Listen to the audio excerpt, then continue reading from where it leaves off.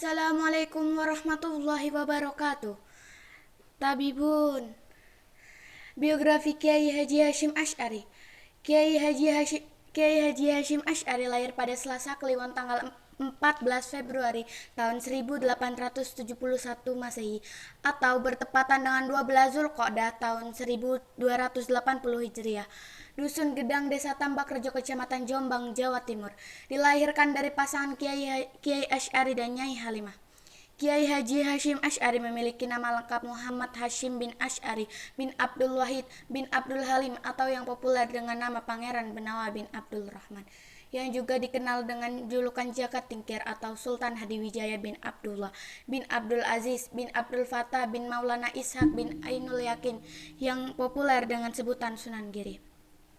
Sementara dari jalur ibu adalah Muhammad Hashim binti Halimah binti Layyinah binti Siha bin Abdul Jabbar bin Ahmad bin Pangeran Sambo bin Pangeran Benawa bin Jaka Tingkir atau juga dikenal dengan nama Mas Karebet bin Lembu Petang atau Prabu Brawijaya VI. Riwayat pendidikan Kiai Haji Muhammad Hashim Asy'ari. Kiai Hashim dididik dan dibimbing mendalami pengetahuan Islam oleh ayahnya sendiri dalam jangka yang cukup lama, mulai dari anak-anak hingga berumur 15 tahun. Menginjak usia 15 tahun, Hashim Asy'ari mudah berkelana menimbang ilmu dari berbagai tokoh dan pesantren. Mula-mula Kiai Hashim belajar di pesantren Wonokoyo Probolinggo, lalu berpindah ke pesantren Langgitan Tuban, kemudian ke pesantren Tenggilis Surabaya, dan berpindah ke pesantren Kademangan Bangkalan, yang saat itu diasuh oleh Kiai Khalil.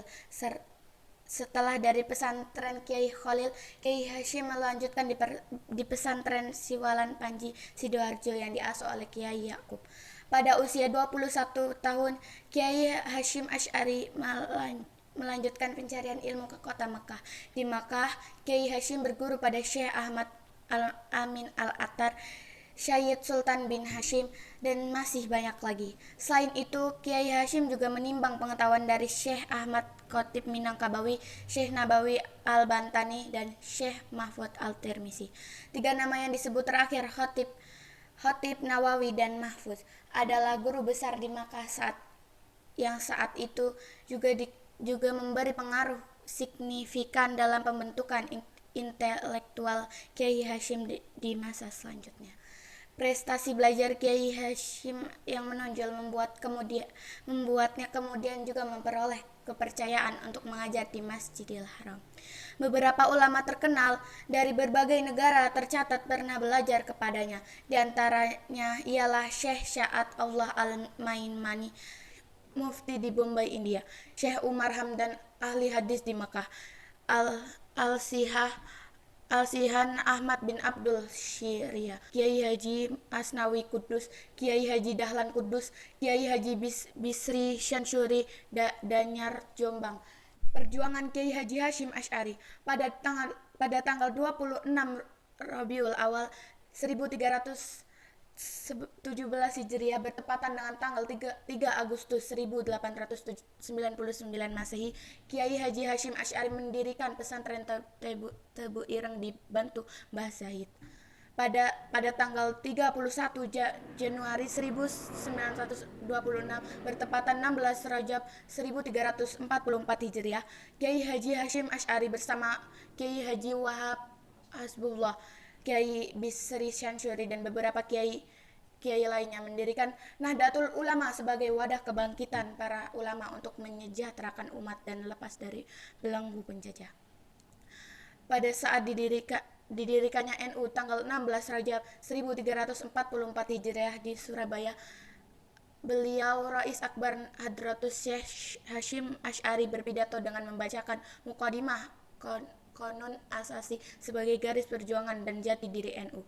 Gelar Hadratus Syekh tidak diberikan kepada sembarang orang. Sebutan itu hanya diperuntukkan bagi umat yang dinilai telah memiliki kualifikasi keilmuan yang tinggi, terlebih ilmu hadis. Salah satu syarat mendapatkan gelar Hadratus Syekh adalah hafal kutubus sittah, yakni cakupan kitab hadis Sahih Bukhari, Sahih Muslim, Sunan Tirmizi, Sunan Abu Daud, Sunan Nasai, dan Sunan Ibnu Majah, baik secara matan maupun sanadnya. Pada tanggal 14 September 1945, Kiai Haji Hashim Asy'ari mengeluarkan fatwa jihad yang mengatakan bahwa membela tanah air melawan penjajah hukumnya fardu ain. Dan umat Islam yang meninggal dalam perjuangan tersebut adalah mati syahid. Malam hari tanggal 21 Oktober 1945, Rais Akbar Hadratus Syekh Kiai Haji Hashim Asy'ari berpidato dalam bahasa Arab yang isi terjemahannya sebagai berikut. Apakah ada di antara kita orang yang suka ketinggalan? Tidak turut berjuang pada waktu-waktu ini dan kemudian ia mengalami keadaan sebagaimana yang disebutkan Allah ketika memberi sifat pada kaum munafik yang tidak suka ikut berjuang bersama Rasulullah. Demikianlah, maka sesungguhnya pendirian umat adalah bulat untuk mempertahankan kemerdekaan dan membela kedaulatannya. Dengan segala kekuatan dan kesanggupan yang ada pada mereka, tidak akan surut seujung rambut pun.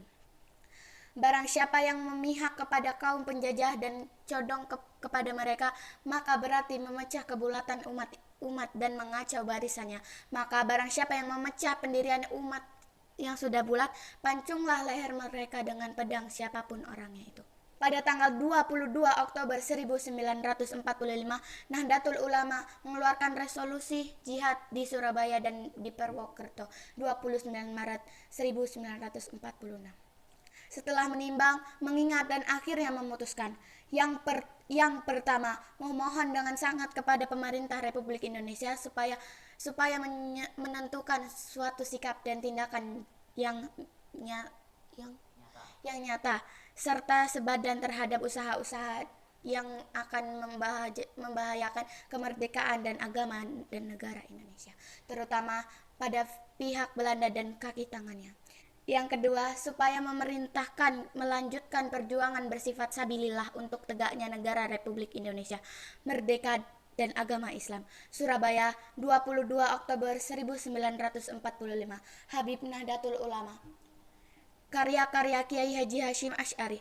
Adapun di antara beberapa karya Kiai Haji Hashim Asy'ari yang masih bisa ditemui dan menjadi kitab wajib untuk dipelajari di pesantren-pesantren Nusantara sampai sekarang antara lain. Yang pertama, An-Nur Al-Mubin fi Mahabati Syahid Al-Mursalin. Yang kedua, Adab Al-Alim wal Muta'alim. Yang ketiga, Risalah Ahli Sunnah wa Al-Jamaah. Adapun jasa-jasa Kiai Haji Hashim Asy'ari yang pertama sebagai bapak pendiri NU, yang kedua tokoh pemersatu umat Islam, yang ketiga pembaharu sistem pondok dan madrasah, yang keempat ketua tim tanda gambar NU. Masih banyak jasa-jasa beliau yang lain baik yang berhubungan dengan organisasi politik negara maupun agama, terutama keseriusan beliau dalam mengembangkan agama Islam ahli sunnah wal jamaah. Pada tanggal 25 Juli 1947 atau 7 Ramadan 1366 Hijriah, beliau meninggal dunia. Beliau dimakamkan di pemakaman keluarga di Tebu Ireng. Terima kasih, sekian dari saya. Selamat Hari Santri Nasional 2020. Santri sehat, Indonesia kuat.